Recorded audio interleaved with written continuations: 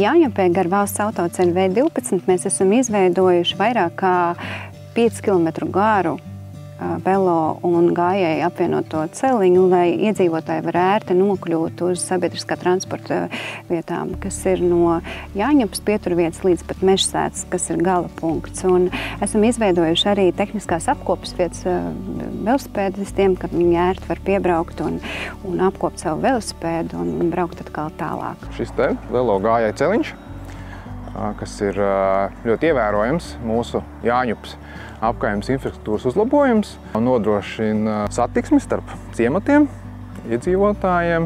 Šī ir iespēja piekopt aktīvu dzīvesveidu.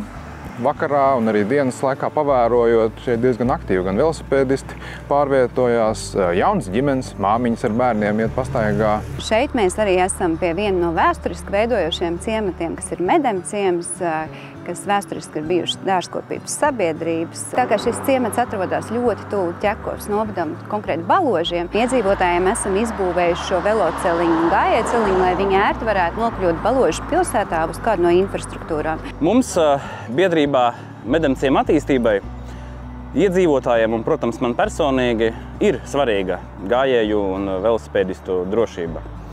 Tāpēc mēs aktīvi iestājamies par infrastruktūras uzlabojumiem un katru gadu arī aktīvi aicinām pašvaldību iesaistīties un arī citas atbildīgās iestādes. Stunīšu ciemā mēs esam pagarinājuši gājēju velosipēdistu celiņu no Bērspils līdz Medem ciema dzelzceļa pieturai, un cilvēki arī tagad no Bērspils ļoti ērti var nokļūt uz Gaismas ciemu, kur ir mūsu infrastruktūra. Manuprāt, ir droši priekš bērniem.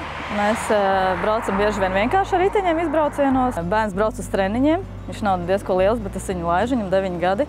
Viņš droši brauc pa šejienu ar skūteri vai citreiz ar kājām, iet uz vilcienu staciju un tad brauc līdz Olēnai.